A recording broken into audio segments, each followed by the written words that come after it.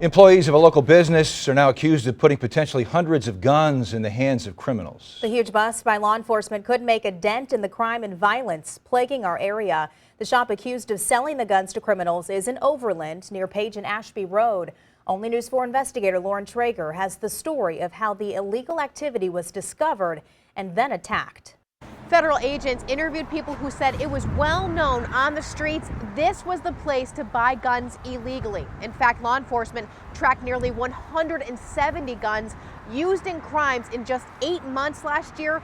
All of them traced back here to Piazza Jewelry and Pawn. We are simply going to attack violent crime from every angle. Charges filed in federal court allege Piazza employees Carlos Jones, Robert Thornton, and Stephen Johnson all helped guns land in the wrong hands.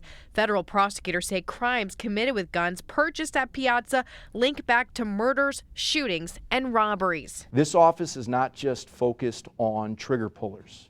What these charges make clear is that we are equally concerned about individuals who are willing to play any role in putting firearms in the hands of people who have absolutely no business possessing them. The statistics, Ray says, are alarming. When we see 4 out of 10 individuals having previously purchased a firearm that's connected to criminal activity, choosing Piazza Jewelry and Pawn as their supplier of firearms, that's indicative of a problem. Piazza is a large store. Facebook posts show their selection of guns, which have since been removed. Charging documents lay out the extensive investigation by a joint strike force, many months utilizing undercover officers and even felons wearing wires. In December, feds seized more than 900 guns in a raid. 10 of those guns had been reported stolen.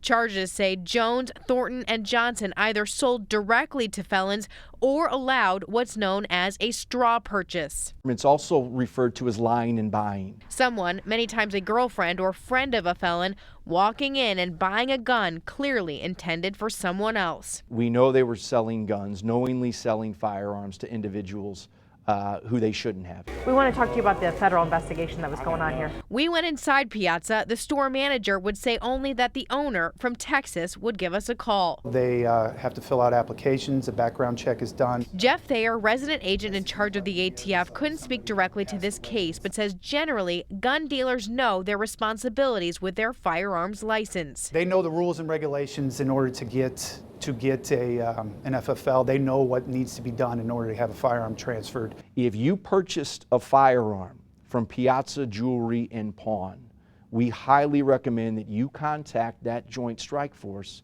before they contact you. To combat crime, Ray says it should not be easy for criminals to get guns. It just can't be done. It's got to stop. Right now, it is just charges against these employees here at Piazza. Their cases will move forward in federal court. Now, I wanted to know if any additional action would be taken against the ownership of Piazza. Prosecutors would tell me only that the case is very much ongoing. We'll certainly continue to track it. I'm Lauren Traeger, News 4 Investigator.